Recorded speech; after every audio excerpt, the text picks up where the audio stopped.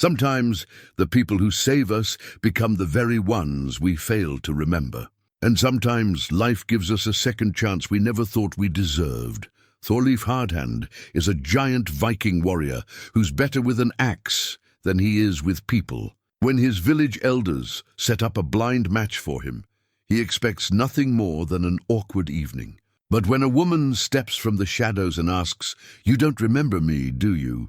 everything changes. Her name is Bryndis. Years ago, she saved his life when he was just a broken boy. He made her a promise then, one he never kept. Now, as snow falls around them in the flickering longhouse light, Thorleif faces a past he thought was lost forever. What happens when the person you forgot becomes the one you can't live without? Before we jump back in, tell us where you're tuning in from.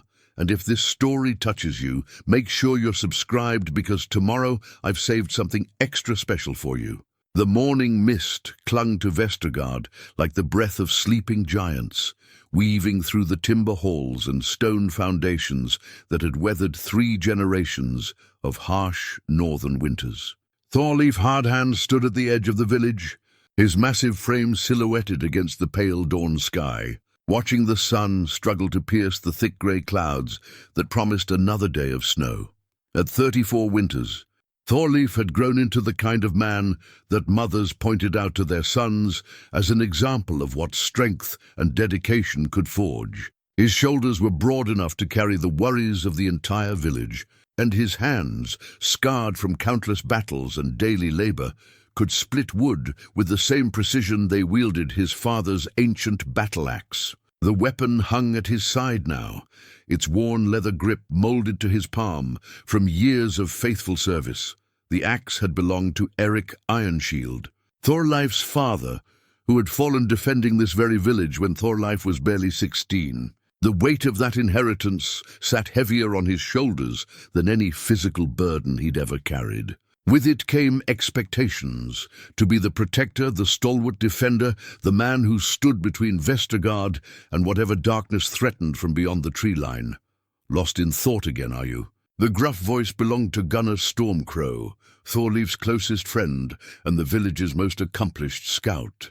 Grey had begun to pepper Gunnar's dark beard, and laugh lines creased the corners of his eyes from years of finding humor in the bleakest situations. "Just watching the weather," Thorleif replied, though they both knew that wasn't entirely true. The weather was predictable this time of year, cold, harsh, unforgiving. It was everything else that seemed uncertain lately. Gunnar studied his friend's profile, noting the tension in his jaw that had become more pronounced over the past few weeks. "The elders have been talking. They always talk. This time it's about you." Thorleif finally turned from his vigil, his pale blue eyes meeting Gunnar's darker gaze. "Let me guess. They think I need a wife. They think you need a life." Gunnar's tone was gentle but firm. "You're 34, Thorleif. Most men your age have sons, learning to swing their first training swords. You barely speak to the unmarried women in the village, and when you do, you look like you'd rather be facing a charging boar." The truth in those words stung more than Thorleif cared to admit. He had built walls around himself so high and thick that sometimes he forgot there was a world beyond them. After his father's death, protecting the village had become his sole purpose, his only identity. Romance, companionship, the simple pleasures of sharing a meal with someone who cared about more than just his sword arm, these had all seemed like luxuries he couldn't afford. "I do my duty," Thorleif said quietly. "Your duty isn't to be alone forever." Gunnar clapped a heavy hand on his friend's shoulder. "The village is safe, Thorleif. Safer than it's been in years. Maybe it's time you stopped preparing for the next battle and started thinking about what you're actually fighting to protect." They walked back toward the heart of the village, in comfortable silence, their boots crunching through the frost-hardened snow. Vestergaard was already stirring to life around them. Smoke rose from cooking fires as families prepared their morning meals. Children, bundled in thick furs, chased each other between the buildings, their laughter cutting through the crisp air like silver bells. Craftsmen emerged from their workshops, ready to face another day of creating the tools and goods that kept their community thriving. At the village's center stood the great longhouse, its timber walls darkened by weather and age, but still solid as mountain stone. This was where the community gathered for feasts, councils, and celebrations. It was also where old Astrid the seer wife held court, dispensing wisdom, settling disputes, and much to Thorleif's growing concern, arranging marriages. "She's been asking about you," Gunnar said, nodding toward the longhouse as if reading Thorleif's thoughts. "Astrid asks about everyone, not like this. She's got that look in her eyes. The same one she had before she convinced Olaf the blacksmith to marry Inga Threebraids. Said the gods whispered to her in a dream that they were meant to be together." Thorleif suppressed a groan. Astrid's divine revelations had a way of becoming village law, especially when it came to matters of the heart. She had successfully orchestrated 6 marriages in the past 3 years, all of which had turned out remarkably well. The woman had an uncanny ability to see connections that others missed, to understand the deeper currents that flowed beneath the surface of everyday interactions. "Maybe I should take a hunting trip," Thorleif muttered. "A long one? Running away won't solve anything. Besides, the winter stores are full, and there's no immediate threat to the village. What excuse would you give?" Before Thorleif could answer, a commotion near the longhouse caught their attention. A small crowd had gathered around 2 figures, engaged in what appeared to be a heated discussion. As they drew closer, Thorleif recognized Bjorn Ironside, one of the village's young warriors, gesturing animatedly while speaking to a woman whose back was turned to them. "Told you before. Bryndis, this is no place for a woman alone. These are serious matters.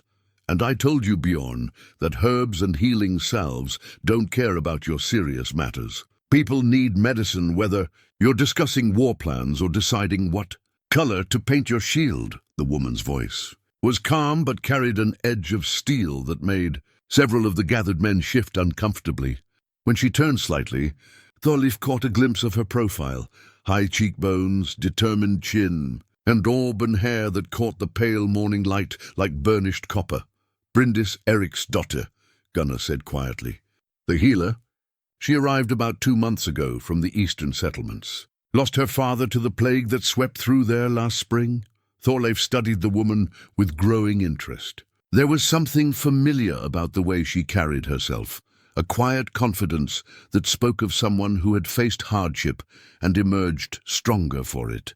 She wore practical clothes, wool dyed in deep blue and brown, suitable for someone who spent her days gathering herbs and tending to the sick. A leather pouch hung at her side, bulging with what were likely various medicinal supplies. "She's been a blessing to the village," Gunnar continued. "Old Henrik's arthritis hasn't bothered him since she started treating it, and she saved young Lars from that fever that nearly took him last month. But she keeps to herself mostly.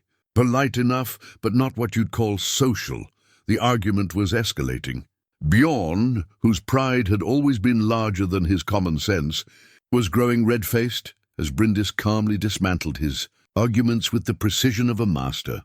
Craftsman taking apart a broken tool to find the source of its weakness. "Enough!" Thorleif's voice cut through the morning air like his axe through dry wood. The crowd immediately quieted, and all eyes turned to him. "Bjorn, don't you have duties to attend to?" The younger man's jaw tightened, but he knew better than to challenge Thorleif's authority. With a curt nod and a dark look at Bryndis, he stalked away, several of his friends trailing behind him. "Thank you," Bryndis said, turning to face Thorleif fully for the first time, "though I was handling it well enough on my own." Her eyes were green, not the pale green of new spring leaves, but the deep, rich green of forest shadows. There was intelligence there, and something else that made Thorleif's breath catch slightly in his throat. Recognition stirred somewhere in the depths of his memory, like a fish moving beneath the ice of a frozen pond. "I'm sure you were," he replied. "But Bjorn sometimes forgets that strength comes in many forms." A small smile touched the corners of her mouth. "Wise words from the village protector. I'm Bryndis Eriksdotter, Thorleif Hardhand. I know who you are." Her gaze lingered on his face for a moment longer than might be considered polite. "Everyone knows who you are." There was something in her tone, not quite familiarity, but something close to it. Before Thorleif could pursue the thought, Astrid the seer wife emerged from the longhouse, her silver hair braided with coloured threads, and her eyes bright with the kind of mischief that made grown men consider fleeing to distant lands.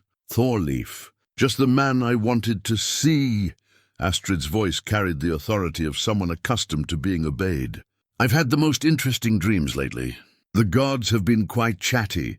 Gunnar made a noise that might have been a suppressed laugh. Thorleif shot him a warning look before turning back to the seer wife. "Astrid, walk with me." It wasn't a request. Astrid linked her arm through his with surprising strength for someone who barely reached his shoulder. "We have much to discuss." As they walked away from the longhouse, Thorleif caught one last glimpse of Bryndis. She was watching him with an expression he couldn't quite read. Thoughtful, perhaps even melancholy. Then Astrid's voice demanded his attention. "The spirits have been showing me visions," she said, her tone taking on the mystical quality that meant she was about to deliver one of her pronouncements. "Fire and ice, young warrior. The past reaching out to embrace the future. Bonds that were broken being made whole again. Astrid, if this is about finding me a wife, this is about finding yourself." She stopped walking and turned to face him, her weathered hands gripping his forearms with surprising intensity. "You've been carrying burdens that aren't entirely yours to bear, child.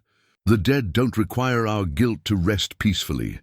The words hit closer to home than Thorleif was comfortable with. Sometimes he wondered if Astrid could actually see into his soul, or if she was simply very good at reading the signs that people wore on their faces. "The winter feast is in 3 days, she continued. "I'm arranging a special gathering, a chance for our community to come together, to forge new connections. You will attend?" "Of course I'll attend.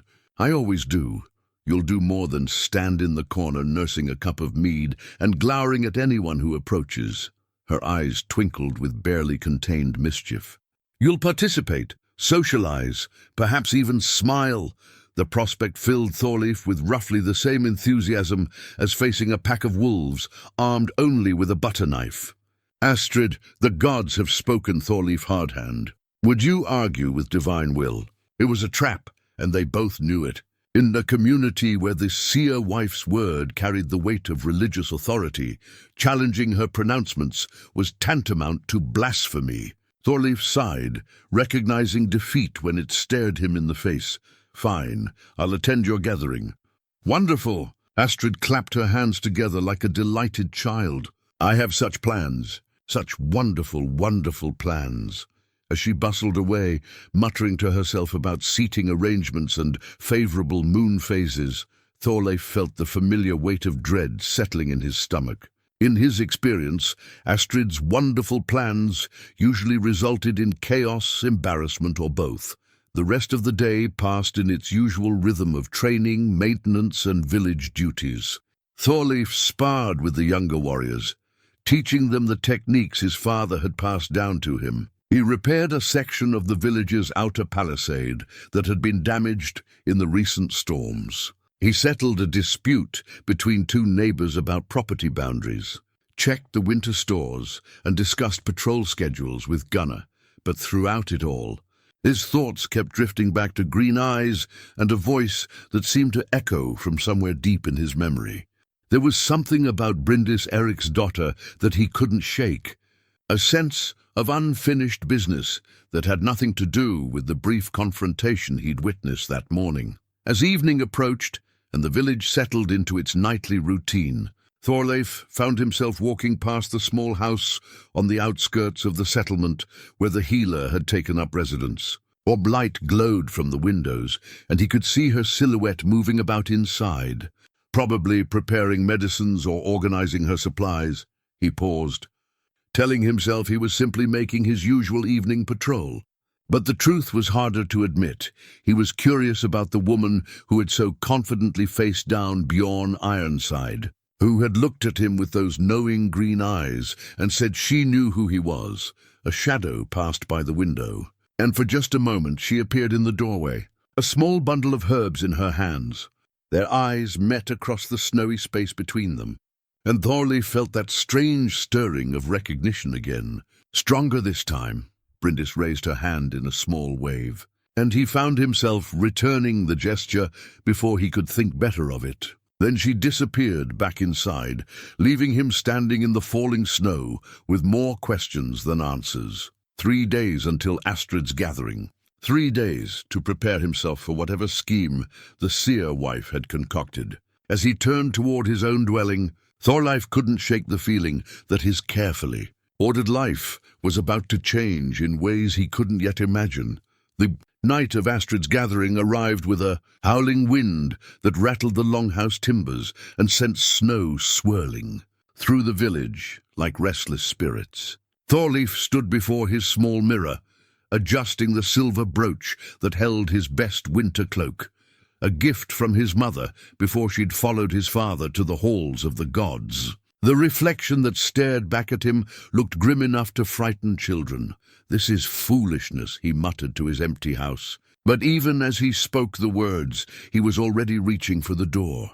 The longhouse blazed with warmth and light when he arrived. Astrid had outdone herself. Garlands of evergreen boughs decorated the walls, interwoven with ribbons and small carved figures that caught the firelight. The great hearth roared with a fire large enough to roast an entire elk, and tables groaned under the weight of roasted meats, fresh bread, wheels of cheese, and clay jugs filled with mead and ale. Thorleif. Astrid appeared at his elbow, as if she'd been waiting behind the door. Tonight she wore her finest dress, deep blue wool embroidered with silver thread, and her grey hair was braided with silver ribbons. Perfect timing. "Come, come, there's someone I want you to meet." Before he could protest, she had seized his arm and was steering him through the crowd of villagers. Thorleif nodded politely to neighbors and friends, but his attention was focused on the growing sense of dread in his stomach. Astrid's grip on his arm was firm as iron manacles. "Now," she said, stopping suddenly beside one of the smaller tables near the fire, "I want you to meet someone very special." A figure rose from the bench, a woman wrapped in a thick cloak of rich brown wool. Her hood pulled up against the cold she'd just escaped. As she turned toward them, lowering the hood to reveal auburn hair braided with simple leather cords, Thorleif felt his breath catch. "Thorleif Hardhand," Astrid announced with obvious satisfaction. "Meet Bryndis, Eric's daughter." "We've met," Bryndis said quietly, her green eyes studying his face with an intensity that made him unexpectedly nervous. Though perhaps not formally. "Excellent." Astrid clapped her hands together. "That saves me the trouble of introductions. I'll leave you two to get better acquainted." She bustled away before either of them could object, disappearing into the crowd with the practiced ease of someone who had orchestrated this exact scenario. An awkward silence settled between them. Around the longhouse, other villagers talked and laughed, their voices creating a warm backdrop of community celebration. But here, in their small circle of firelight, the air seemed charged with something Thorleif couldn't name. "Please sit," Bryndis said, gesturing to the bench she'd vacated. "Unless you'd prefer to stand and look as uncomfortable as you did 3 days ago when Astrid first mentioned this gathering." Despite himself, Thorleif almost smiled. Was it that obvious? Only to someone who was watching. She settled onto the opposite bench, her hands folded carefully in her lap. In the firelight, her skin seemed to glow, and those green eyes held depths that reminded him of the forest pools where he'd learned to fish as a boy. "You don't seem surprised by this," he said, gesturing vaguely at the carefully arranged seating, the intimate table set apart from the larger communal space. "Astrid asked me specifically to sit here tonight. She said the gods had shown her a vision of fire and ice, of two souls meeting across the span of years." Bryndis's voice carried a note of gentle amusement. "She's quite dramatic, your seer wife." "She means well." Thorleif accepted a cup of mead from a passing servant, grateful for something to do with his hands. "Though her methods can be overwhelming. I was going to say terrifying." This time Bryndis did smile, a genuine expression that transformed her face completely. "She told me you needed someone to remind you how to live instead of simply surviving." Her exact words.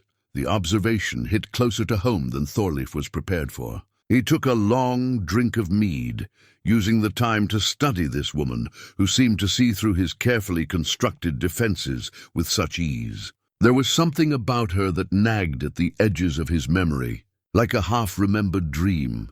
"You're not from Vestergaard originally," he said. "No, I came from the eastern settlements after—" Her voice faltered slightly.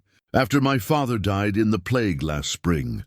There was nothing left for me there. I'm sorry. That must have been difficult. Death is part of life. My father taught me that when I was very young. He was a healer, you see. He understood better than most that our time here is borrowed, not owned."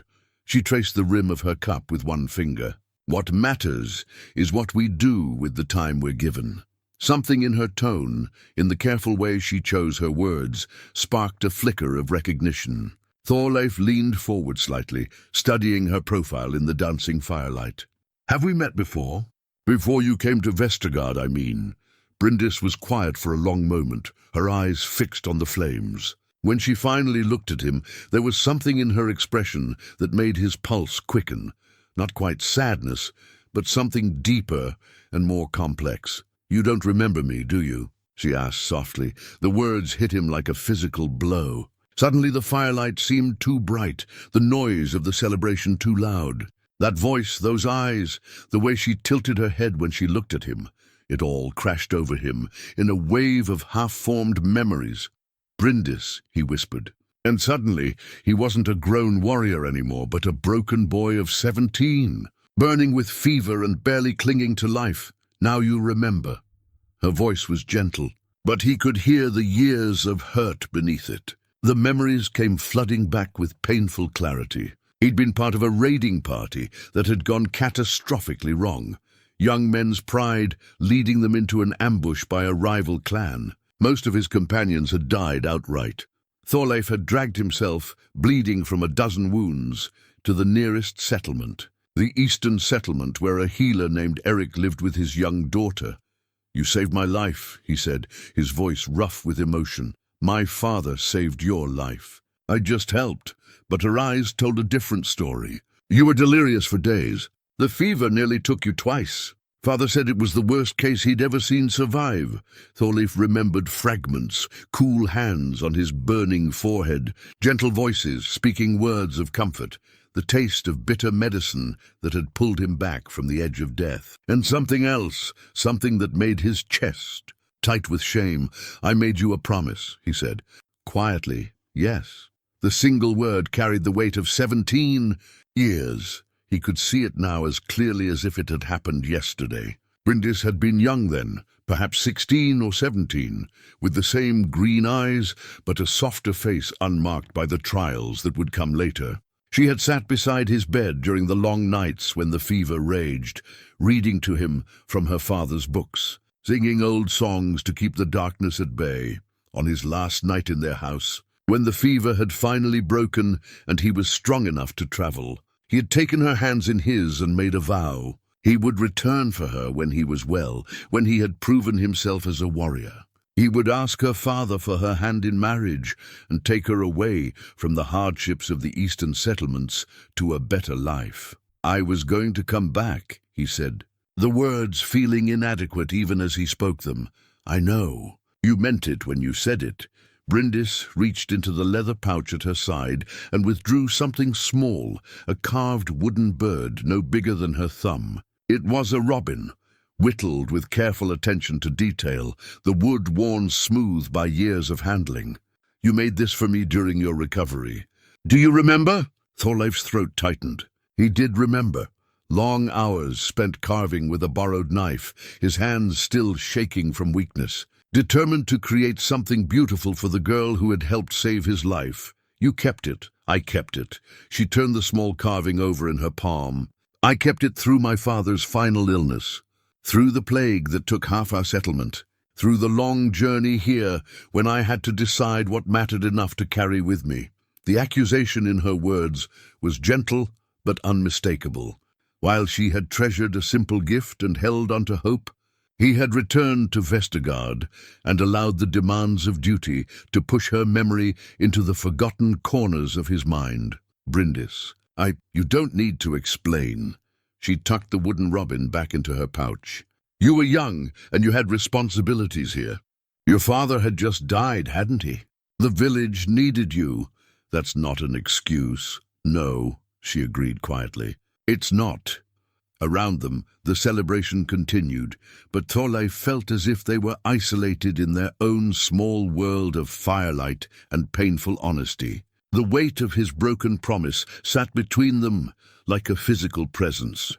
"Why didn't you say something when you first arrived in Vestergaard?" "Why wait until tonight?"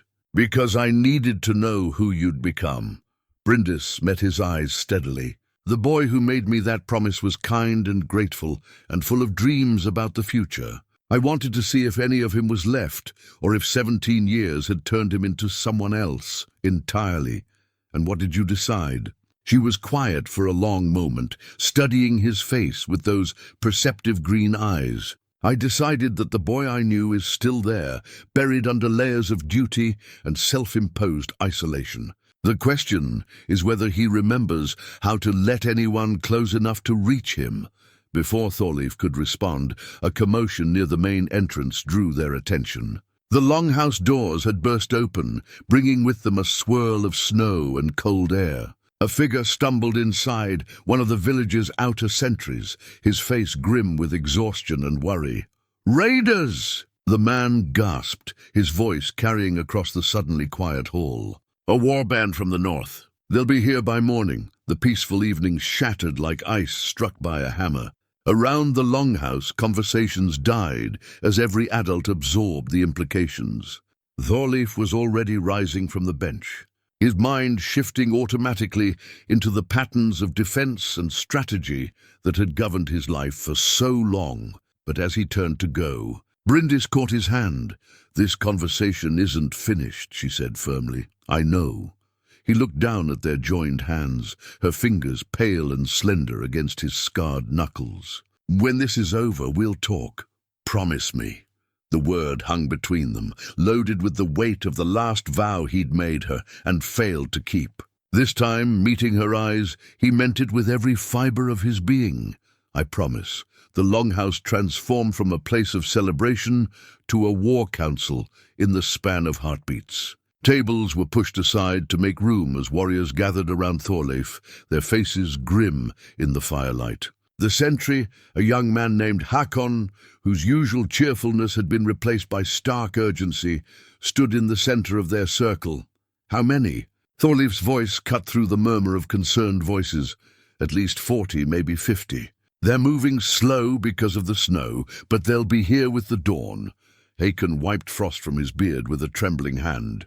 "I've never seen their banners before, black ravens on red cloth." Gunnar spat into the fire, causing it to hiss. "Bloodraven clan?" "Should have known. They've been raiding the coastal settlements all winter.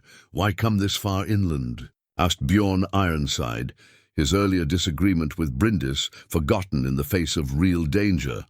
"We're 3 days from the nearest trade route." Thorleif studied the rough map that Astrid had produced from somewhere in the longhouse's storage areas. Their village sat in a valley surrounded by dense forest, easily defensible if you knew the terrain. But that same isolation made them vulnerable if enemies reached the valley floor. "They're not here for trade goods," he said slowly, pieces of a larger picture forming in his mind. "They're here because we're isolated. No one will come looking for survivors until spring." The silence that followed was heavy with understanding. This wasn't a raid for supplies or treasure. This was something far worse. The women and children. Gunnar asked quietly, "Safe house in the northern hills." "It's a hard climb in this weather, but better than staying here." Thorleif turned to address the group. "Every family with children leaves within the hour. Travel light and quiet. Olaf, you'll guide them. You know those mountain paths better than anyone." The blacksmith nodded grimly. "What about the defenses?" "We hold the village. 40 men can't take our walls if we're smart about it." Thorleif's mind was already racing through possibilities, calculating angles of attack and defensive positions. "But first, we need to know exactly what we're facing." As the warriors dispersed to gather weapons and organize the evacuation, Thorleif found himself scanning the crowd for auburn hair and green eyes. Bryndis stood near the far wall, her face pale but determined, as she spoke quietly with several of the village women. Even from across the room, he could see the calm authority in her posture as she organized medical supplies. "She'll go with the others to the safe house," Gunnar said, appearing at Thorleif's shoulder. "Astrid's already spoken to her about it." "Good." The word came out more forcefully than Thorleif had intended. The thought of Bryndis caught in the middle of a battle made his stomach clench, with a fear that had nothing to do with tactical concerns. "You should talk to her before they leave." Thorleif shook his head. "There's no time. The evacuation. There's always time for what matters." Gunnar's voice carried the weight of long friendship and hard-earned wisdom. "Whatever happened between you two tonight, don't let it end with unfinished words." Before Thorleif could argue, chaos erupted near the longhouse entrance. Shouts echoed from outside, followed by the sound of running feet. The doors burst open again, this time admitting 2 more sentries, supporting a 3rd man between them. Blood soaked through the wounded man's cloak, and his face was grey with pain and shock. "Eric!" Bryndis was moving before anyone else fully processed what they were seeing. She reached the injured man just as his supporters lowered him to the floor, her healer's instincts taking over completely. "What happened?" Thorleif demanded, kneeling beside them. "Scouts," Eric gasped, his voice barely above a whisper. 3 of them got past our outer watch. We tried to stop them, but—" He coughed, and flecks of blood appeared on his lips. Bryndis was already examining his wounds with swift, efficient movements. "Internal bleeding," she said quietly to Thorleif. "He needs treatment now, or we'll lose him." "Take him to your house," Thorleif ordered the other sentries. "Do whatever she tells you." "I'm not leaving," Bryndis said firmly, not looking up from her patient. "Not while there are people who might need medical attention." "Bryndis, no." Her voice cut through his protest like steel through silk. "This is what I do, Thorleif. This is who I am. You can't protect people by sending away everyone who might be useful." She was right, and he knew it, but the knowledge did nothing to ease the cold knot of fear in his chest. "At least stay away from the fighting." "I'll stay where I'm needed most." She finally looked up at him, and her expression softened slightly. "But I'll be careful." The next hour passed in a blur of controlled chaos. Families bundled their children into warm clothes and gathered essential supplies, while warriors checked weapons and armor. The evacuation moved with practiced efficiency. This wasn't the first time Vestergaard had faced threats. Though it had been years since they'd encountered anything this serious, Thorleif found himself constantly aware of Bryndis's presence as she moved through the village, treating Eric's wounds and checking on others who might need medical attention before the fighting began. She worked with quiet competence, her green eyes focused and determined. When the last of the evacuees disappeared into the forest, led by Olaf and 3 other men who would guard the mountain refuge, Vestergaard felt suddenly hollow. The remaining 26 warriors, all that remained of the village's fighting force, gathered in the longhouse for final preparations. "The walls will hold against a direct assault," Thorleif explained, using charcoal to mark defensive positions on Astrid's map. "But they'll try to break us with fire arrows and siege tactics. Gunnar, take 6 men to the eastern wall. That's where they'll expect us to be weakest." "What about the southern approach?" Bjorn asked. "Too steep." "They'd be foolish to try it in this weather." Thorleif studied the map one more time, checking for weaknesses he might have missed. "Hakon, I want you on the watchtower. Signal us when you see them coming." As the warriors dispersed to their positions, Thorleif allowed himself one last look around the longhouse. This place had been the heart of his community for his entire life, where he'd taken his first oath as a warrior, where his father had been honored after his death, where just hours ago he'd faced the past he'd tried so hard to forget. Thorleif. Bryndis appeared beside him, moving with the same quiet grace he'd noticed during their first meeting. She carried a leather satchel filled with medical supplies, and her practical healer's clothes had been supplemented with a thick cloak and sturdy boots. "I thought you were setting up a medical station in your house." "I am. But first I wanted to give you something." She reached into her satchel and withdrew a small bundle wrapped in soft cloth. "It's not much, but—" He unwrapped the cloth to reveal a pendant on a simple leather cord. The pendant itself was carved from pale wood, not expertly crafted like the jewelry worn by wealthy jarls, but shaped with care and attention to detail. It depicted a tree with spreading branches, its roots extending deep into the earth. "My father made it," Bryndis explained quietly. "He said the tree represents life's persistence, how it grows and endures, even in the harshest conditions. I've carried it since he died, but I think—" She paused, seeming to gather her courage. "I think you need it more than I do right now." Thorleif turned the pendant over in his hands, feeling the smooth wood warm under his touch. "I can't take this. It's all you have left of him." "No, it's not." Bryndis stepped closer, close enough that he could smell the herbs and wood smoke that seemed to cling to her clothes. "I carry everything important about my father in here." She touched her heart with one hand.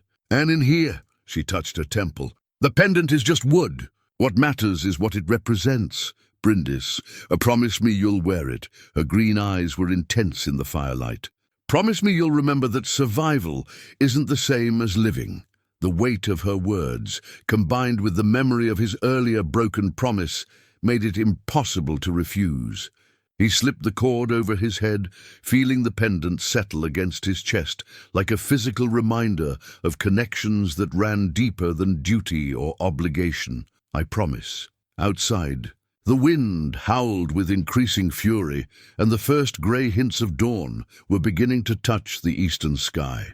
Somewhere in that growing light, 40 warriors were approaching with violence and death on their minds. But here, in the space between heartbeats, Thorleif allowed himself to believe that this moment, this connection, might be worth fighting for. Dawn came slowly, filtering through heavy clouds that promised more snow before the day was through. Thorleif stood on the village's eastern wall, his father's battle-axe heavy in his grip as he watched the tree line for signs of movement. The pendant Bryndis had given him rested against his chest beneath his mail shirt, a warm weight that reminded him of promises both old and new. "There," Gunnar whispered, pointing toward a gap in the trees roughly 200 paces from the village walls. Movement in the shadows. Thorleif followed his friend's gaze and caught a glimpse of dark shapes moving between the snow-laden pines. The Bloodraven raiders were positioning themselves for an assault, but they were taking their time, studying the village defenses with the patience of experienced warriors. "They're not in any hurry," observed Bjorn, who crouched nearby with his bow already strung. "They know we're not going anywhere." "Count of 43, called Hakon from the watchtower, his voice carrying clearly in the crisp morning air. "And they're bringing siege equipment. Looks like a battering ram and some kind of catapult." Thorleif's jaw tightened.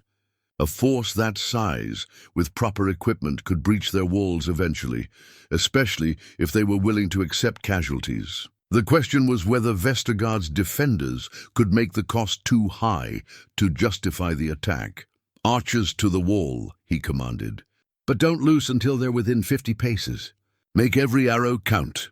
As his men took their positions, Thorleif found his thoughts drifting to the conversation he'd had with Bryndis the night before. The weight of his broken promise sat heavily on his shoulders, made worse by the knowledge that he might not survive the coming battle to make amends. She had kept that carved wooden bird for 17 years, a testament to faith and hope that he hadn't deserved. A horn sounded from the forest, low and mournful like the call of a hunting wolf. The raiders emerged from the tree line in a disciplined formation, their red and black banners snapping in the wind. They moved with the confidence of men who had won many battles and expected to win this one as well.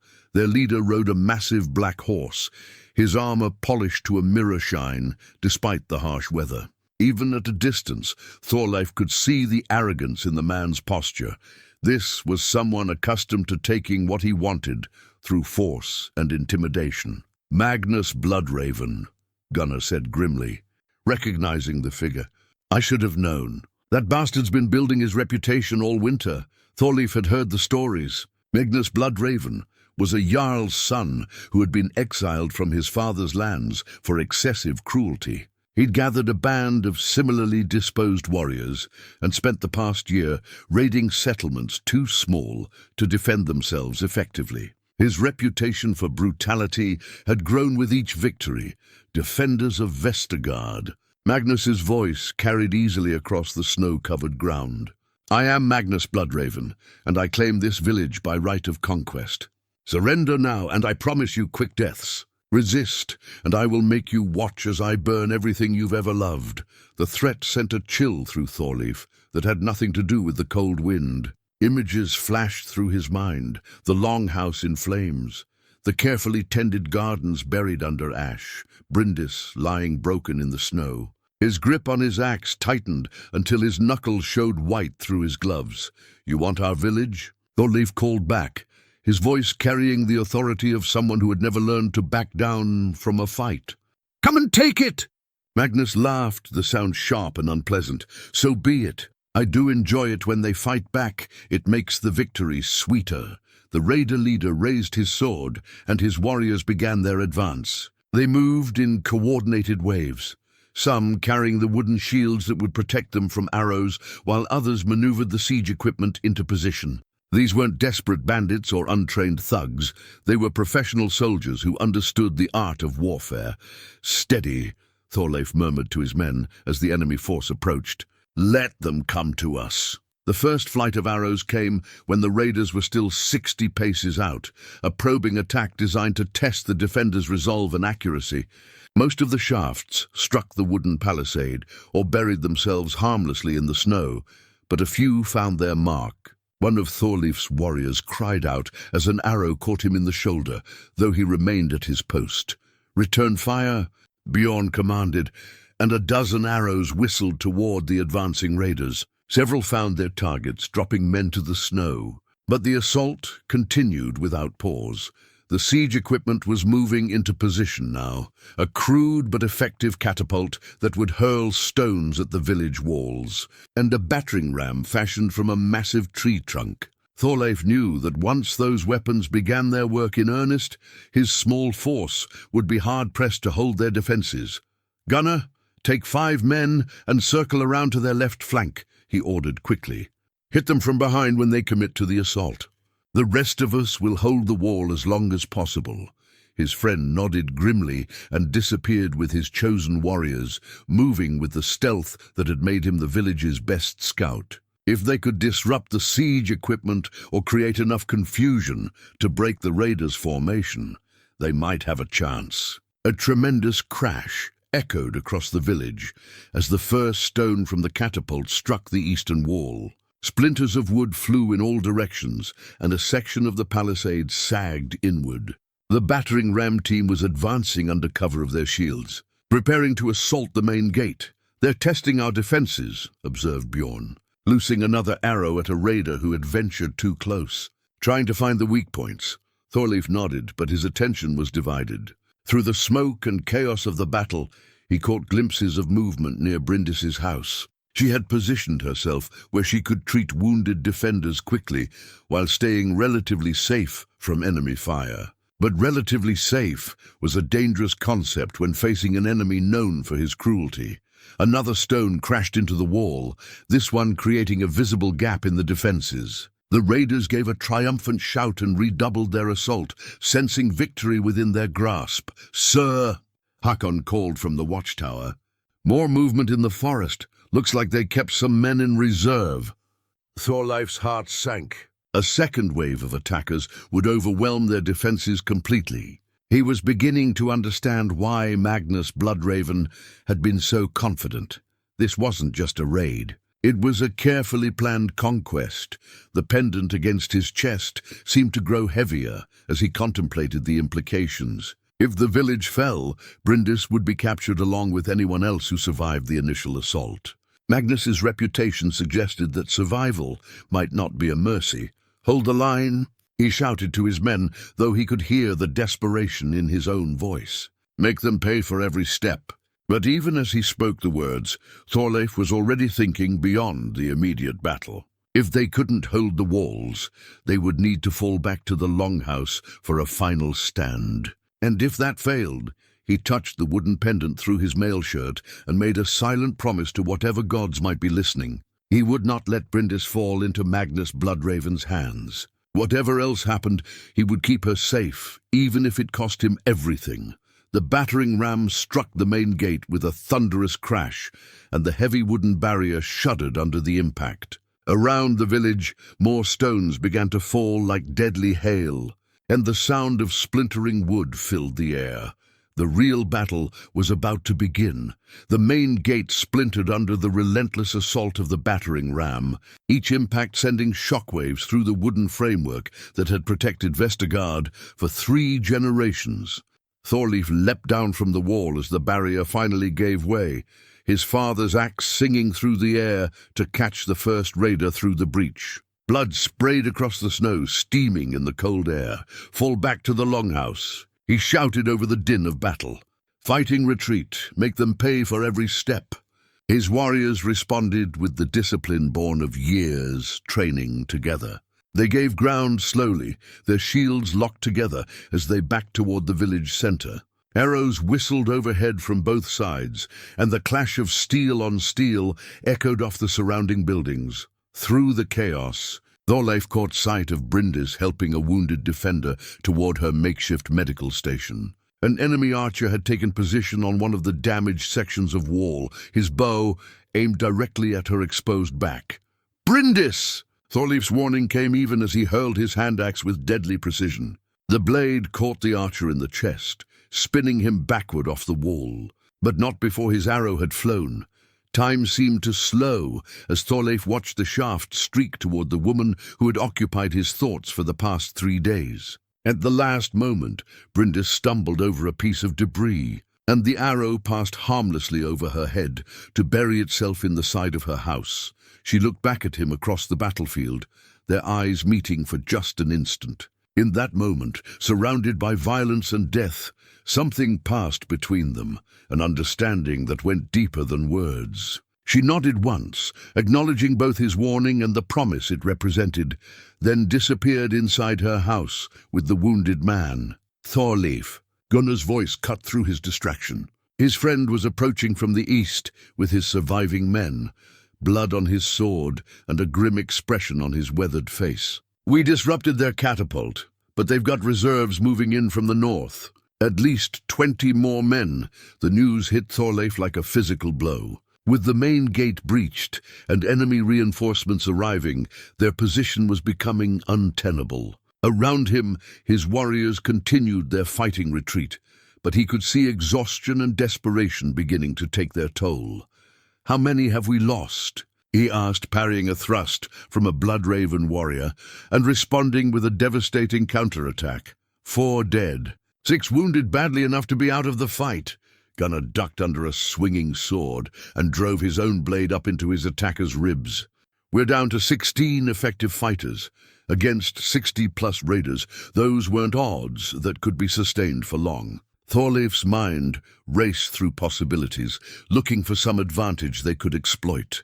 The longhouse was defensible, but only for a limited time. Eventually, Magnus would simply burn them out. A horn sounded from the north, the signal that the enemy reinforcements had arrived and were moving into position. Magnus Bloodraven himself had dismounted and was advancing with his personal guard, his polished armor now decorated with the blood of Vestergaard's defenders. "Getting tired, old man?" Magnus called out, his voice carrying easily across the shortened distance between them. "I'm impressed you've lasted this long. Most villages fall within the first hour." "We're not most villages," Thorleif replied, using the brief lull in fighting to assess their tactical situation. The longhouse was behind them, offering temporary refuge, but Magnus was right, this couldn't last much longer. "No, you're not." Magnus smiled, the expression cold and predatory. "You're the village that's going to make me famous. When word spreads of how Magnus Bloodraven conquered the legendary Thorleif Hardhand, every settlement in the north will surrender at the sight of my banners." The raider leader raised his sword, preparing to signal the final assault. Around him, his warriors readied themselves for the killing blow that would end Vestergaard's resistance once and for all. That was when the impossible happened. A new horn sounded from the forest, not the harsh call of the Bloodraven clan, but the deeper, more resonant note that Thorleif had heard in his dreams since childhood. It was answered by another horn, then another, until the morning air rang with a symphony that made Magnus's face go pale beneath his helmet. "Iron shield," Gunnar whispered, his voice filled with wonder and disbelief. Through the trees came a sight that seemed lifted from the old stories. A column of warriors in gleaming mail, their shields bearing the crossed hammers that had been Eric Ironshield's symbol. At their head rode a figure Thorleif recognized despite the years and the scars that marked his face. "Uncle Ragnar," he breathed. "Ragnar Ironshield." Eric's younger brother and Thorleif's uncle had been presumed dead for over a decade after his ship was lost in a storm while returning from a trading expedition. But here he was, older and grayer but unmistakably alive, leading what looked like 30 seasoned warriors against Magnus's exposed flank. The Bloodraven raiders found themselves caught between two forces, Vestergaard's desperate defenders in front and Ragnar's fresh warriors behind. Magnus spun his horse around, his tactical situation crumbling before his eyes. "Impossible," he snarled. "The Ironshield clan is dead!" "Reports of our death," Ragnar called out as his warriors crashed into the raider formation, "have been greatly exaggerated." The battle turned in moments. Caught between hammer and anvil, the Bloodraven forces began to break apart. Some tried to fight their way back to the forest, while others attempted to surrender. Magnus himself spurred his horse toward the gap in Vestergaard's walls, apparently hoping to escape in the confusion. But Thorleif was already moving to intercept him. This man had threatened everything he held dear, his village, his people, and the woman who had become more important to him than his own life. The promise he had made to Bryndis demanded nothing less than total victory. They met in the center of the village square, Magnus on horseback with his superior reach and mobility, Thorleif on foot but fighting on ground he had defended for 18 years. The raider leader's sword flashed in the grey morning light, seeking the gap in Thorleif's defenses that would end the fight. But Thorleif fought with more than skill and strength now. He fought with the memory of green eyes watching him across a firelit table, with the weight of a wooden pendant against his chest, with the knowledge that some promises were worth any sacrifice to keep. His father's axe split Magnus's sword at the hilt, the ancient steel proving superior to the raider's more recent blade. The return stroke caught Magnus in the side, spinning him from his saddle to land hard in the trampled snow. "Yield," Thorleif commanded, the point of his axe at the fallen man's throat. Magnus looked up at him, with eyes full of rage and disbelief. "You think this changes anything? There are a dozen more like me in the northern settlements. This village will burn eventually, maybe," Thorleif acknowledged, "but not today, and not by you." Around them, the sounds of battle were fading as the last of the Bloodraven raiders were killed or captured. Ragnar's warriors moved through the village with professional efficiency, securing prisoners and tending to the wounded. Through it all, Thorleif kept one eye on Bryndis's house, waiting for her to emerge so he could see for himself that she was unharmed. When she finally appeared, her green eyes found his immediately across the battlefield. The relief in her expression mirrored what he felt in his own heart. The battle was over, but Thorleif sensed that in many ways the real challenge was just beginning. The reunion with Uncle Ragnar should have been a moment of pure joy. But as Thorleif embraced the man he'd mourned for over a decade, he could feel the weight of unspoken questions in the air around them. Ragnar looked older than his 50 winters, his dark hair now streaked with silver, and his face marked by scars that spoke of hard years in distant lands. "You've grown into your father's shadow," Ragnar said, stepping back to study his nephew with eyes that held both pride and sorrow. "Eric would be proud of the man you've become. We thought you were dead." Thorleif's voice was rough with emotion. "The storm that took your ship wrecked us on the Shetland Isles, lost half my crew, and it took us 3 years just to build another vessel worthy of the journey home." Ragnar's expression darkened. "When we finally made it back to the old settlement, we found nothing but burned ruins and mass graves. It took time to learn that some of our people had survived and made new homes elsewhere. Around them, the aftermath of battle continued as Ragnar's warriors helped secure the village and tend to the wounded. The sight of so many familiar faces, men Thorleif had known as a boy, felt like glimpsing ghosts returned to life. "How did you know to come here?" Gunnar asked, approaching with relief clear on his weathered features. Like Thorleif, he had grown up hearing stories of Ragnar's legendary exploits. "We've been tracking the Bloodraven clan for weeks. When we learned they were moving on Vestergaard," Ragnar's jaw tightened. "I couldn't let Eric's son face them alone." Bryndis emerged from her house at that moment, her arms full of medical supplies as she moved to treat the wounded from both sides of the battle. Thorleif found his attention immediately drawn to her, noting the way she moved with quiet efficiency, despite the chaos around them. "The healer," Ragnar observed, following his nephew's gaze. "She seems skilled, very skilled." Thorleif watched as Bryndis knelt beside one of the captured Bloodraven warriors, treating his wounds with the same care she would show any patient. "She saved several lives today, and clearly captured your attention in the process." There was amusement in Ragnar's voice, but also something deeper, understanding perhaps, or recognition. Before Thorleif could respond, a commotion near the village center drew their attention. Several of Ragnar's warriors were escorting Magnus Bloodraven toward them, the defeated raider leader's hands bound, but his expression still defiant. "What would you have us do with him?" asked Sven Beardcutter, one of Ragnar's lieutenants whom Thorleif remembered from his childhood. The traditional answer would be execution.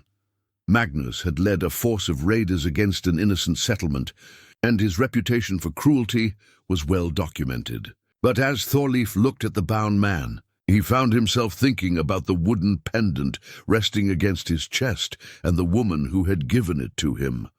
"Trial by combat," Magnus snarled before anyone could speak. "I claim that right. Let me face your champion in single combat, and let the gods decide my fate." It was a clever gambit. Trial by combat was an ancient right, one that even defeated enemies could claim under certain circumstances. If Magnus won, he would go free. If he lost, his death would at least carry the honor of falling in single combat rather than execution. "You're in no condition to fight," Ragnar pointed out. Magnus was wounded in several places and dried blood crusted his armor. "Then give me time to heal. A fortnight should suffice." Magnus's eyes found Thorleif's.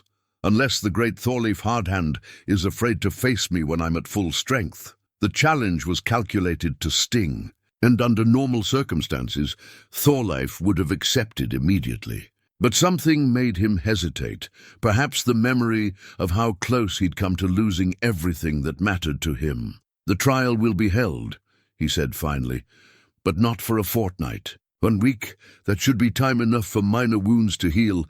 Magnus nodded, apparently satisfied with the compromise. As Ragnar's men led him away to a secure place of confinement, Thorleif found himself wondering if he'd made the right choice. "You could have refused," Gunnar said quietly. "No one would have questioned executing him outright. The law is the law," but even as Thorleif spoke the words, he knew that wasn't the real reason for his decision. Something about the way Bryndis had treated even the enemy wounded had made him want to be better than the simple expedient of execution. The rest of the day passed in a blur of activity. The village's evacuees returned from their mountain refuge, their relief at finding their homes intact, mixing with grief for the defenders who hadn't survived the battle. Thorleif found himself moving through the familiar routines of post-battle organization, counting losses, organizing repairs, ensuring that the wounded received proper care. It wasn't until evening that he finally had a chance to speak privately with Bryndis. He found her in her house, cleaning and organizing her medical supplies by the light of several oil lamps. She looked up as he entered, and for a moment neither of them spoke. "You saved my life today," she said finally. "That arrow would have found its mark if you hadn't warned me. You shouldn't have been in the open like that." The words came out more harshly than he'd intended, driven by the memory of how helpless he'd felt watching that archer take aim. Someone needed to help the wounded. That's what I do.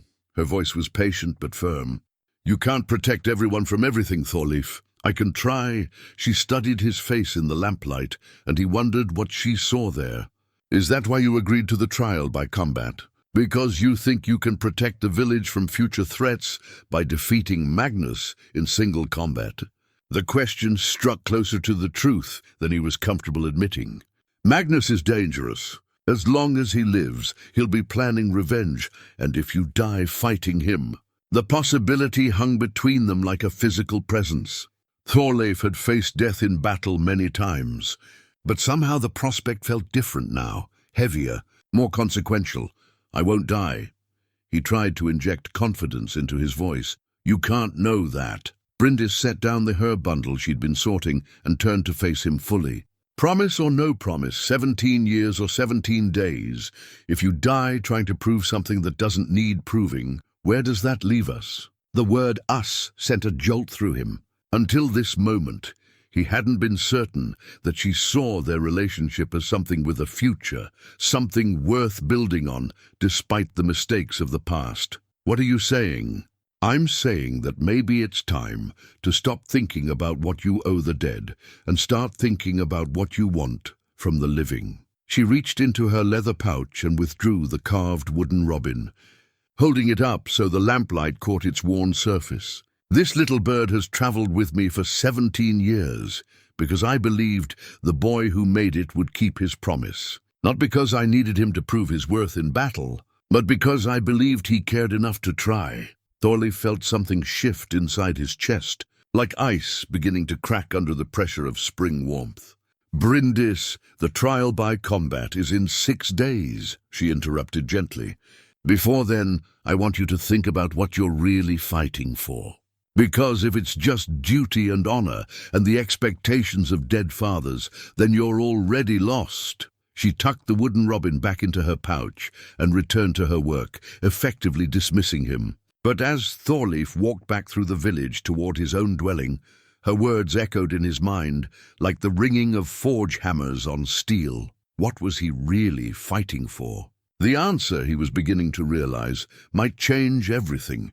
The revelation came 3 days before the trial by combat, delivered by the most unlikely messenger imaginable. Thorleif was reviewing defensive preparations with Ragnar when young Astrid the seer wife approached their table in the longhouse, her expression more serious than he'd ever seen it. Behind her walked an elderly woman, wrapped in a travel-stained cloak, her face hidden beneath a deep hood. Thorleif Hardhand, Astrid said formally. This woman has traveled far to speak with you. I think you should hear what she has to say. The stranger lowered her hood, revealing a face marked by age and hardship, but still bearing traces of beauty that must have been remarkable in youth. Her hair was white as fresh snow, and her eyes, pale blue like winter ice, held depths of knowledge that made Thorleif suddenly uncomfortable. My name is Sigrid Magnus' daughter, she said, her voice carrying the weight of authority despite her apparent frailty. I am mother to Magnus Bloodraven. The announcement hit the longhouse like a thunderclap. Ragnar's hand moved instinctively to his sword hilt, and several warriors began to rise from their benches. But something in the old woman's bearing, a quiet dignity that seemed untouched by her son's crimes, made Thorleif raise his hand for calm. You're brave to come here, he said carefully. Or foolish. Perhaps both.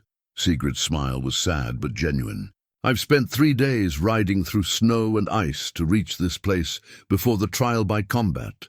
There are things you need to know about my son, things that might change how you view what happened here. Your son led raiders against innocent people, Gunnar interjected from his place at Thorleif's side. What could possibly justify that? Nothing justifies it, Sigrid replied firmly. But understanding how a good boy becomes a monster, that might prevent future tragedies. She reached into her cloak and withdrew a leather satchel, placing it carefully on the table between them. Magnus wasn't always the man you fought. Once he was idealistic, eager to prove himself worthy of his father's name. It was that eagerness that led him down the path to becoming what he is now. Thorleif studied the satchel without touching it. What's in there? Letters, reports, evidence of what my son discovered about his father's death and why it drove him to madness. Sigrid's voice grew heavy with grief. My husband, Jarl Magnus the Elder, was murdered.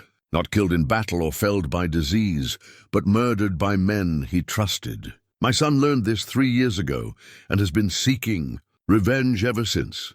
The implications of her words sent a chill through Thorleif that had nothing to do with the cold air seeping through the longhouse walls.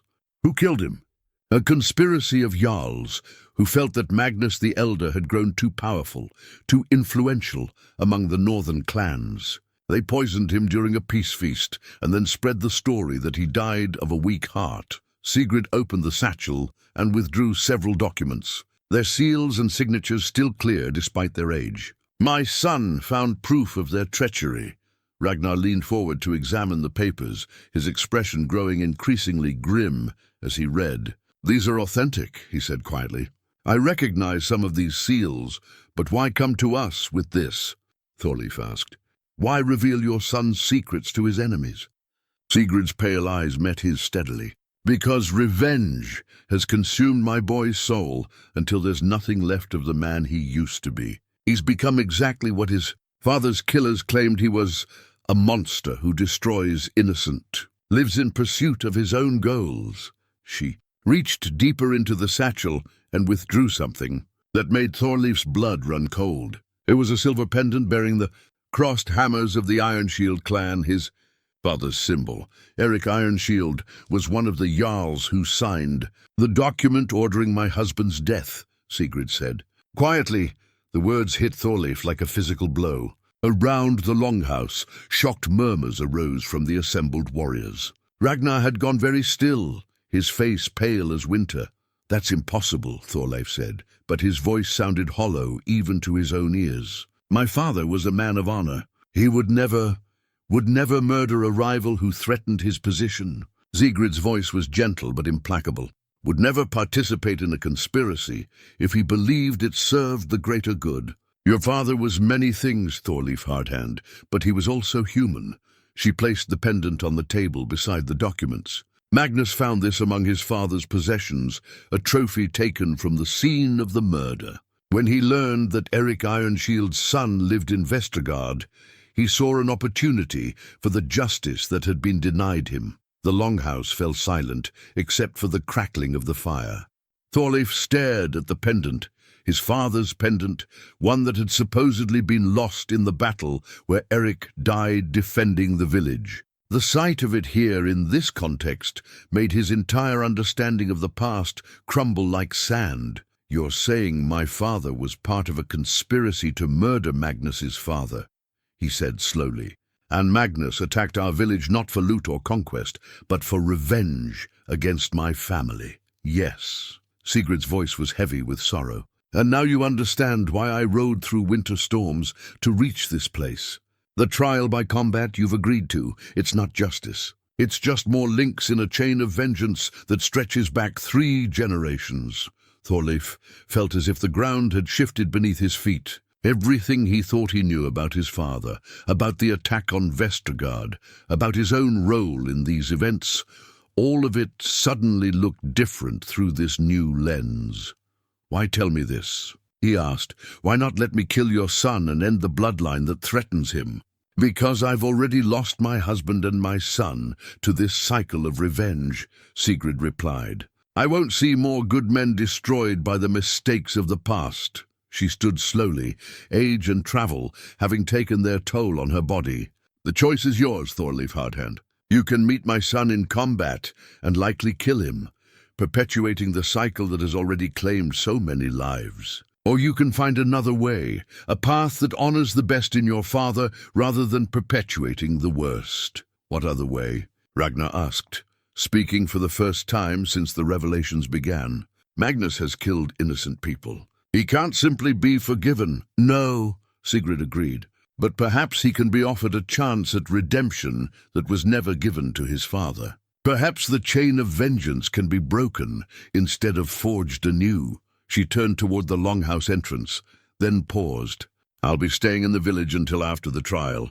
If you decide that justice is more important than revenge, you know where to find me."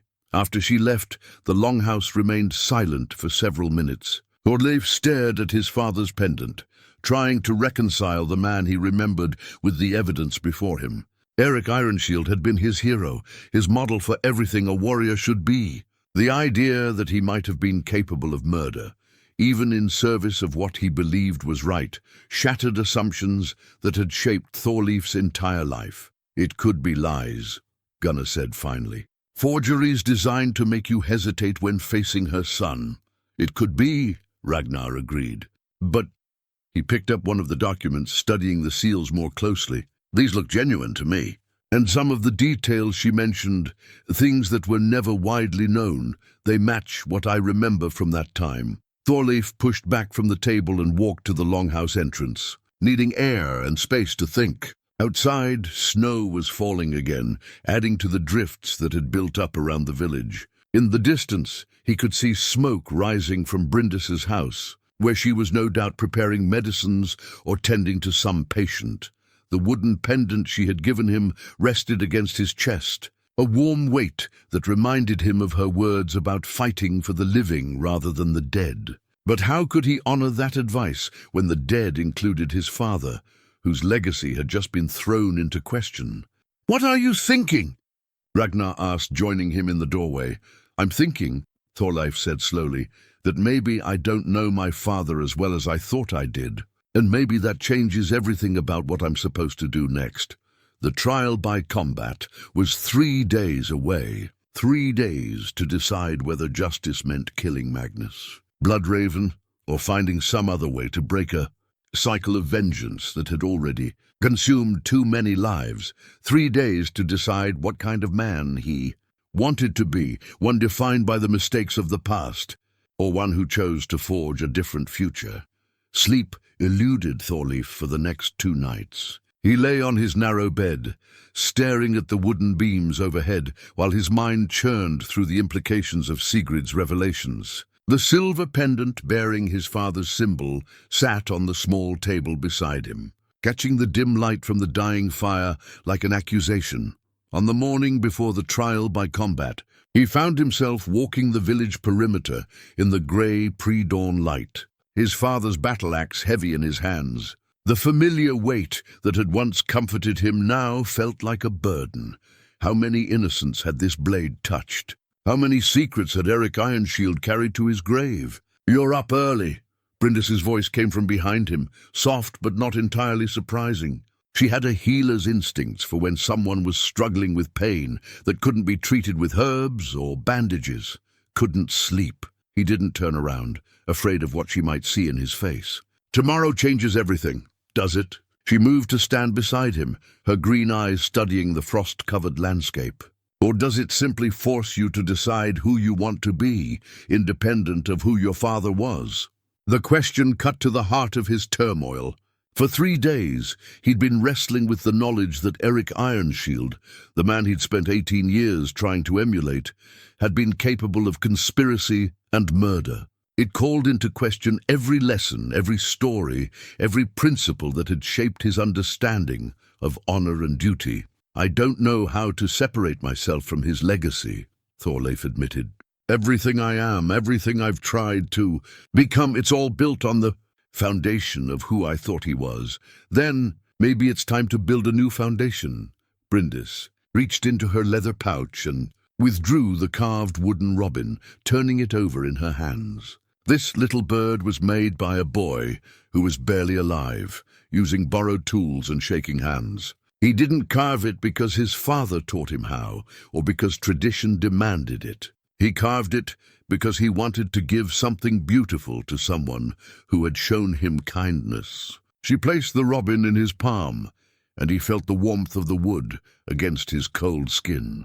That boy became a man who spent 17 years forgetting a promise, not because he was cruel, but because he was afraid of failing to live up to impossible expectations. And now that man has a choice: continue carrying the weight of inherited guilt, or decide what kind of future he wants to build. "Magnus has a right to justice for his father's death," Thorleif said quietly. If my father was part of the conspiracy, then your father made choices that were his to make. They don't have to define your choices. Bryndis touched his arm gently. You didn't murder Magnus's father. You weren't even born when those decisions were made. How does killing you or being killed by you serve justice for crimes you didn't commit? The logic was sound, but logic had little power against the emotional weight of inherited responsibility. Thorleif had built his entire identity around the idea of honoring his father's memory, protecting what Eric had died defending. Learning that Eric might have been a murderer shattered that foundation like ice cracking under spring warmth.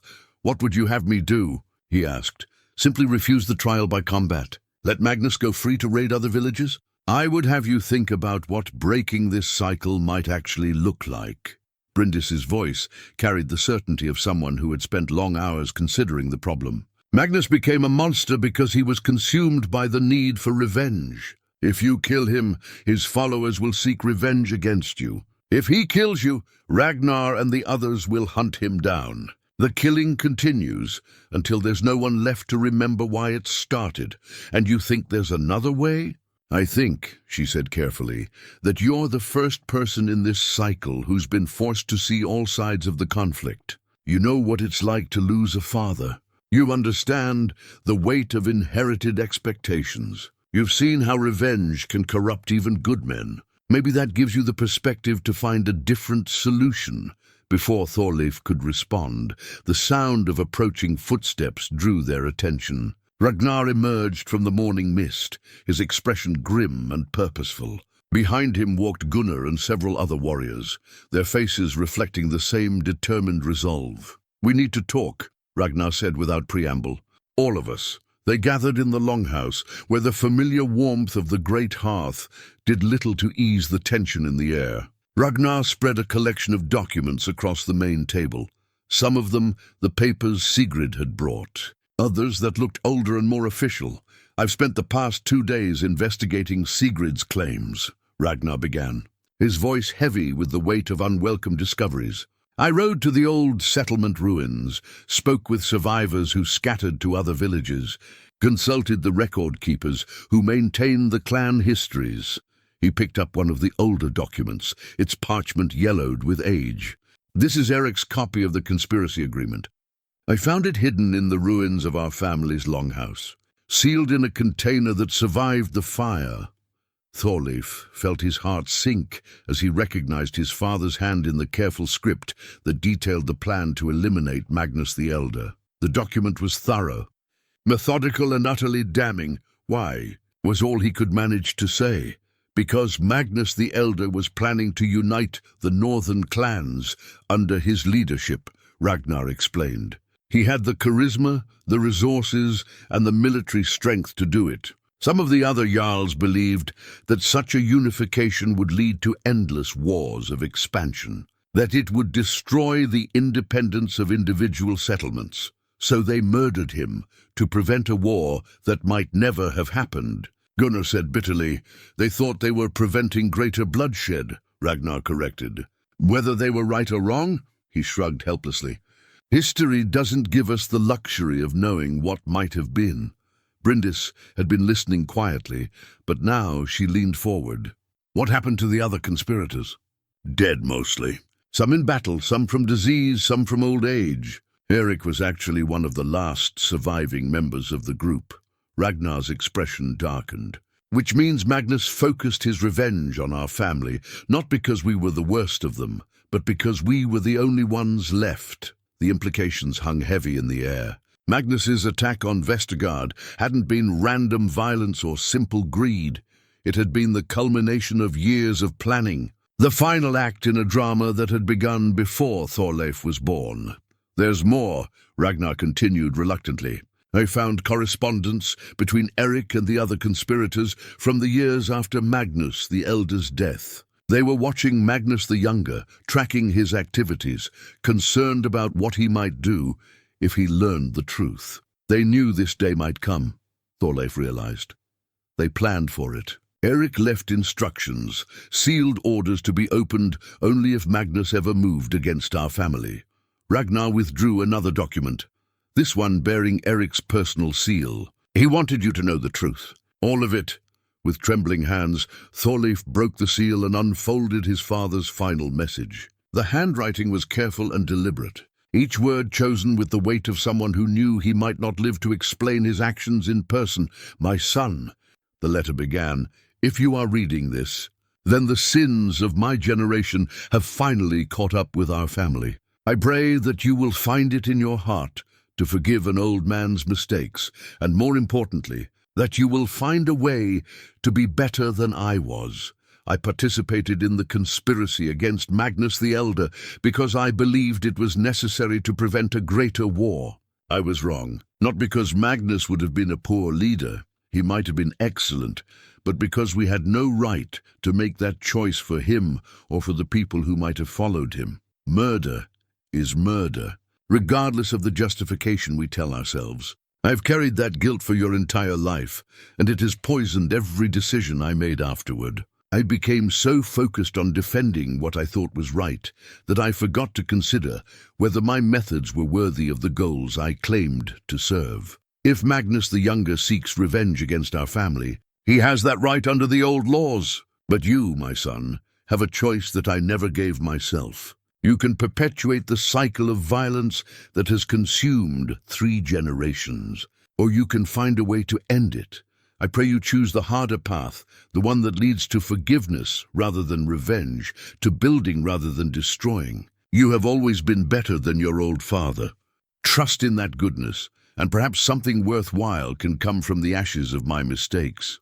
The silver pendant that Magnus carries was taken from my body after a skirmish where I was thought dead. I survived, obviously, but let him keep it as proof of his father's justice.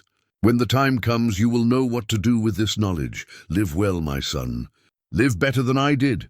The letter was signed with Eric's full name and sealed with wax that had hardened into the shape of the iron shield crossed hammers. Thorleif set the letter down with hands that barely trembled, feeling as if a great weight had been lifted from his shoulders, even as another, different burden settled into its place. His father had been a murderer, yes, but also a man capable of recognizing his mistakes and hoping his son would choose differently. "The trial by combat is tomorrow," he said quietly. "Magnus will be expecting me to meet him with sword and axe, ready to kill or be killed. And what will you give him instead?" Bryndis asked. Thorleif looked around the longhouse at the faces of people who depended on him: Ragnar, Gunnar, the other warriors, and most importantly, Bryndis herself. These were the people he was really fighting for, not the memory of a flawed father or the abstract concept of honor. "I'm going to give him something he's never had," Thorleif said, decision crystallizing in his mind like ice forming on still water. "I'm going to give him the truth, all of it. And then I'm going to offer him a choice that no one in this cycle of revenge has ever been offered before, which is the chance to build something better than what our fathers left us." Outside, the wind was picking up, promising another night of heavy snow. But inside the longhouse, warmed by fire and the presence of people who mattered, Thorleif began to plan for a confrontation that might, if he was very careful and very lucky, end without anyone dying at all. The morning of the trial by combat dawned clear and cold, with a pale sun struggling to penetrate the crystalline air.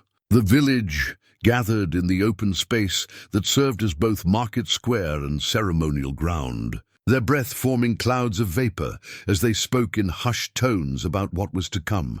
Thorleif stood at the edge of the circle, his father's battle axe in his hands, but his mind was focused on the leather pouch hanging at his side. Inside it rested Eric's letter, his father's pendant, and the carved wooden robin that Bryndis had returned to him the night before. 3 artifacts that represented 3 different paths: guilt, justice, and hope. Magnus Bloodraven emerged from the building where he'd been held, flanked by 2 of Ragnar's warriors, but walking with the dignity of a man who expected to die with honor. His wounds had healed well enough for combat, and someone had provided him with clean clothes and polished armor.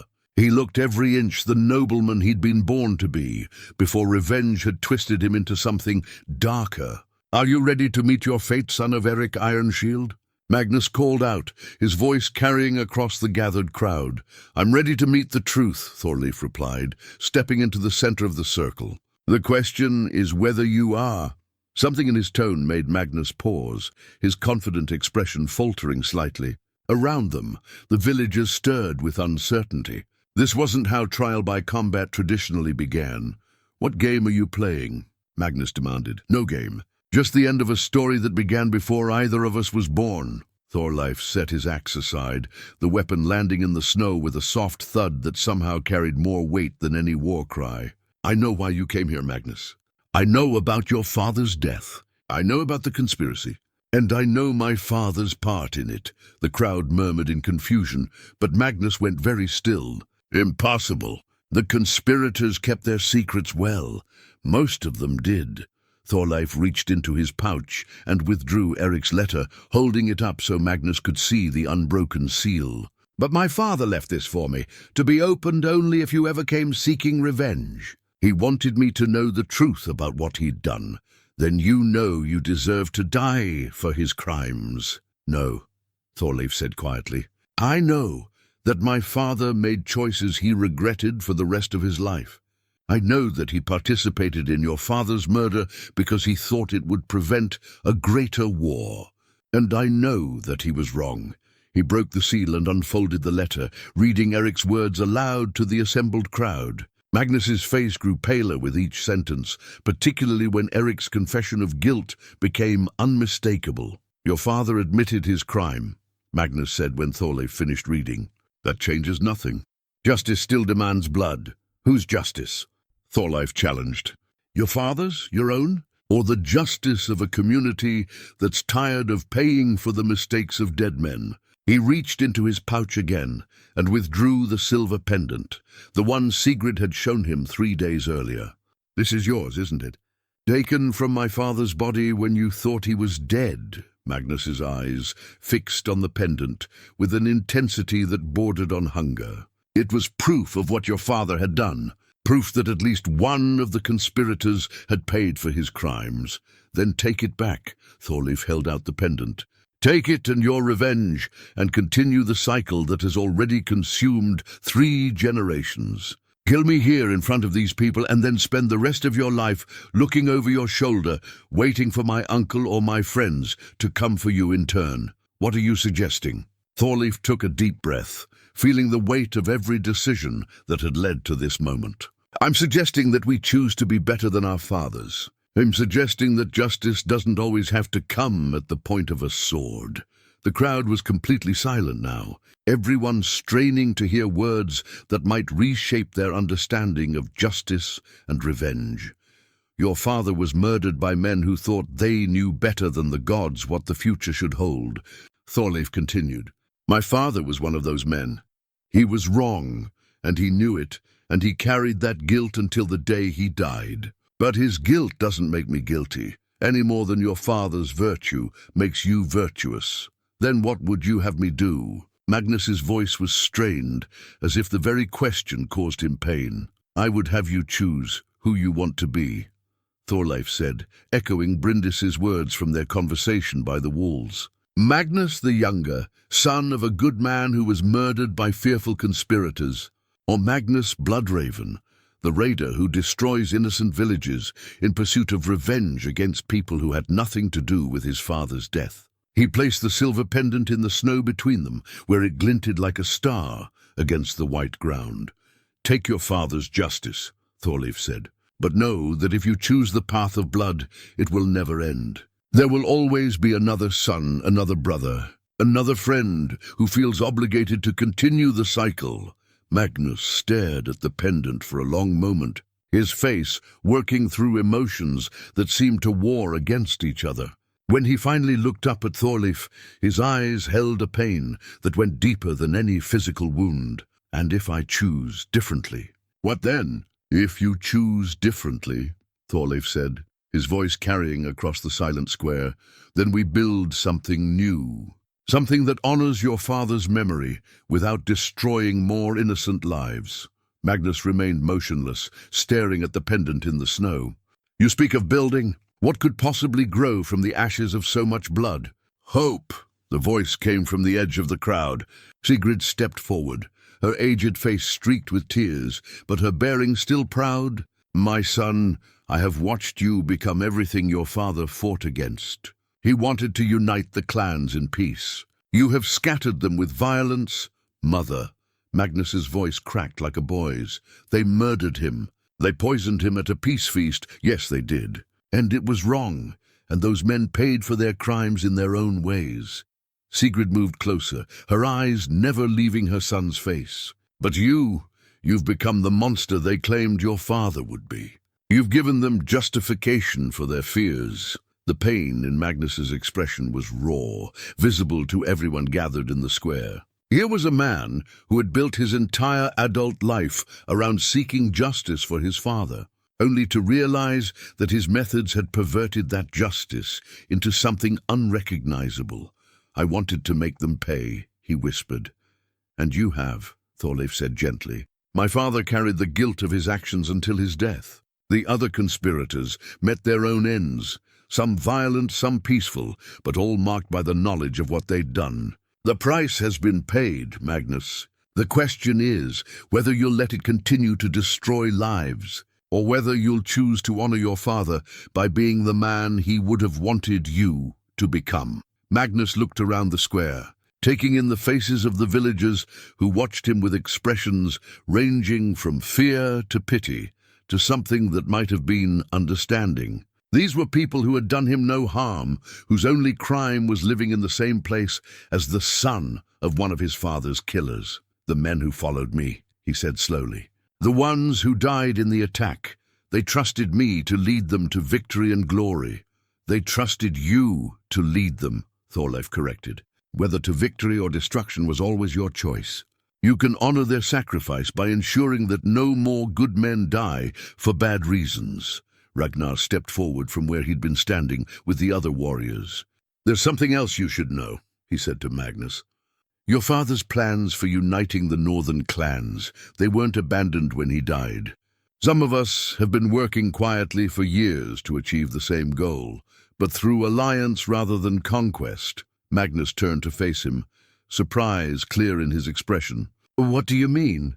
I mean that several settlements have already agreed to mutual defense pacts, shared resources, coordinated responses to external threats. What your father envisioned is happening, slowly and peacefully. Ragnar's voice carried the weight of careful diplomacy. We could use someone with your knowledge of the northern territories. Someone who understands both the possibilities and the dangers of clan politics. You're offering me a place among you? After what I've done? I'm offering you a chance to complete your father's real work instead of destroying it, Ragnar replied. The choice is yours. Thorleif watched Magnus struggle with the decision, seeing the war between revenge and redemption playing out across his features. Finally, he reached into his own pouch and withdrew the carved wooden robin, holding it up so it caught the pale morning light. This was made by a boy who was dying, he said. Someone who had every reason to be bitter and angry, who could have spent his recovery planning revenge against the enemies who nearly killed him. Instead, he carved something beautiful for someone who had shown him kindness. He placed the wooden bird in the snow, next to the silver pendant. Two choices, Magnus. Your father's justice, or the possibility of something better.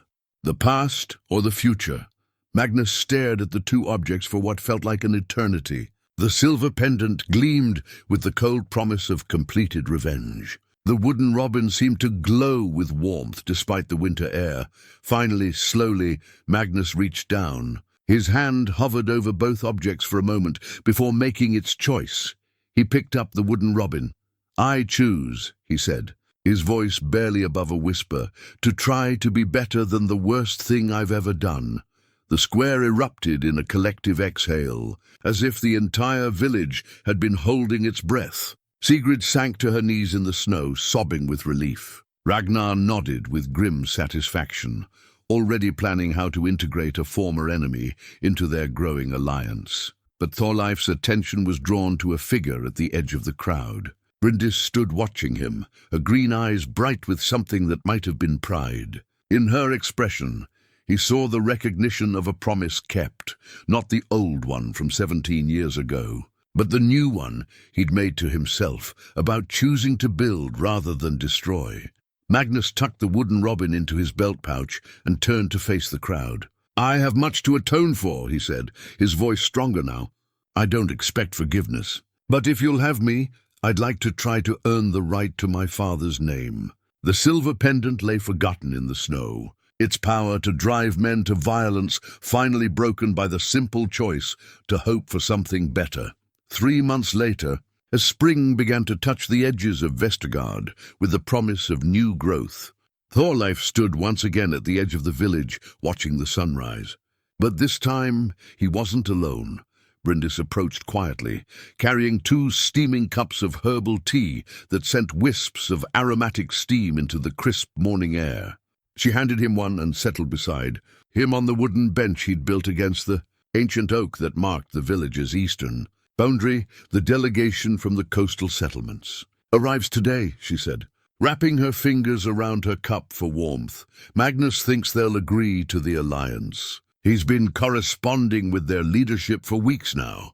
Thorleif took a sip of the tea, recognizing the blend of herbs she'd developed specifically for him, something to ease the aches that came from a winter of hard labor.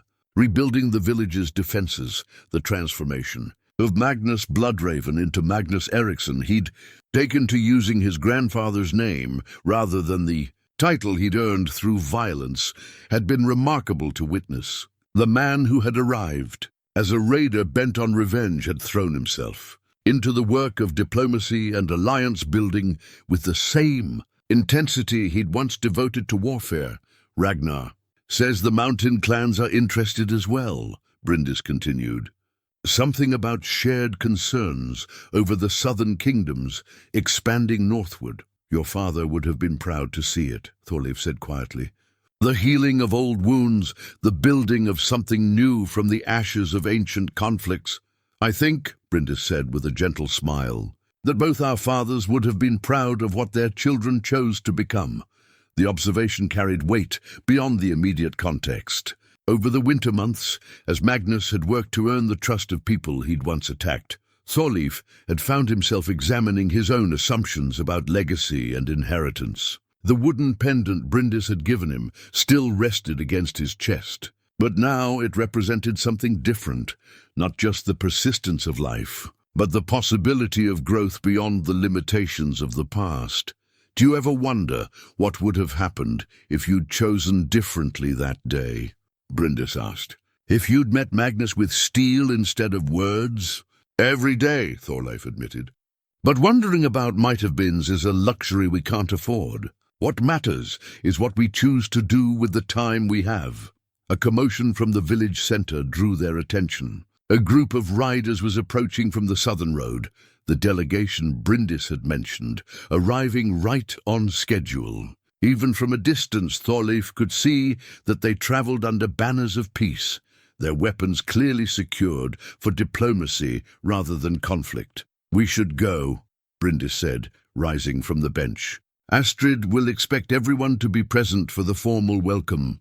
As they walked back toward the longhouse together, Thorleif marveled at how much had changed since that snowy night when Magnus's raiders had first threatened their walls.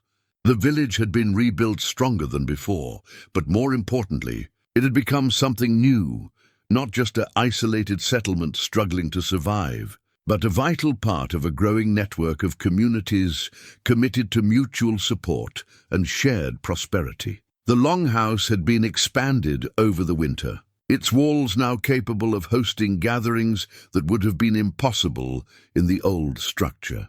When they arrived, they found it already filling with representatives from the various settlements that had joined Ragnar's alliance. Magnus stood near the great hearth, deep in conversation with a group of traders from the eastern territories, his manner confident but respectful, the bearing of someone who had learned to lead through service rather than domination. "Thorleif." Astrid appeared at his elbow, her eyes bright with the satisfaction of someone whose careful planning had borne unexpected fruit. Perfect timing. "I've been having the most interesting dreams lately." Visions of celebrations, of bonds being forged that will last for generations. More matchmaking schemes. Thorleif asked with mock suspicion. Oh, that too, Astrid said with a mischievous grin. But today's dreams are about something grander. Alliances that will reshape the entire northern region. Your little act of mercy 3 months ago has had consequences far beyond what any of us imagined. She wasn't wrong. Word of how the trial by combat had ended, with reconciliation rather than bloodshed, had spread throughout the northern territories. Other communities facing their own cycles of revenge and conflict had begun reaching out, seeking mediation and guidance. What had started as a desperate attempt to save one village had become a movement toward a more stable and peaceful future. The formal ceremonies took most of the day.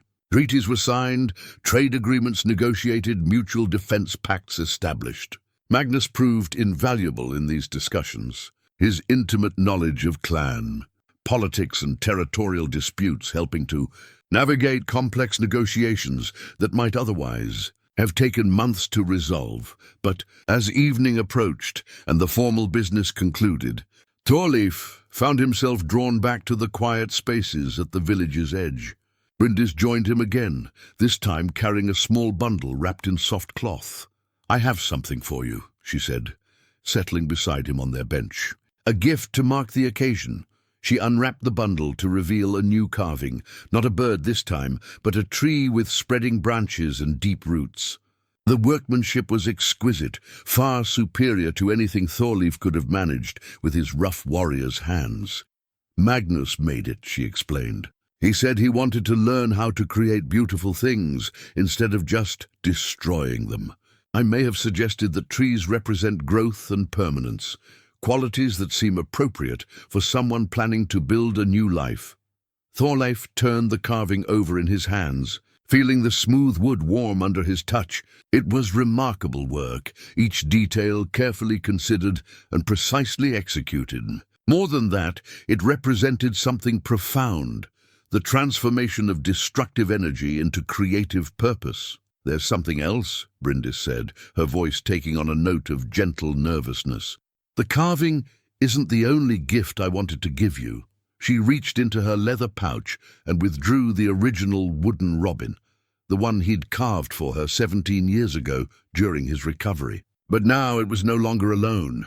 Beside it rested a second bird, clearly carved by the same hands, but showing the greater skill that came with experience and maturity. A mate, she explained simply. Because some promises are worth keeping, even if they take 17 years to fulfill properly. Thorleif felt his breath catch as he understood the significance of her gesture. This wasn't just about the past anymore, or about guilt and redemption. This was about the future, about two people who had found their way back to each other through years of growth and change, ready now to build something lasting together. Bryndis, he said, his voice rough with emotion. Yes? Would you do me the honor of becoming my wife? Her smile was radiant as the sunrise. I thought you'd never ask. As they sat together in the growing twilight, surrounded by the sounds of a community celebrating new alliances and fresh possibilities, Thorleif reflected on the strange paths that had brought them to this moment. He'd begun the winter as a solitary warrior, defined by inherited duty and the weight of his father's legacy. He was ending it as something entirely different, a man who had learned to choose his own purpose, to build rather than simply defend, to honor the best of the past while creating something new for the future. The wooden pendant still rested against his chest, but now it carried a different meaning. Not just the persistence of life, but the endless possibility of growth, change, and hope.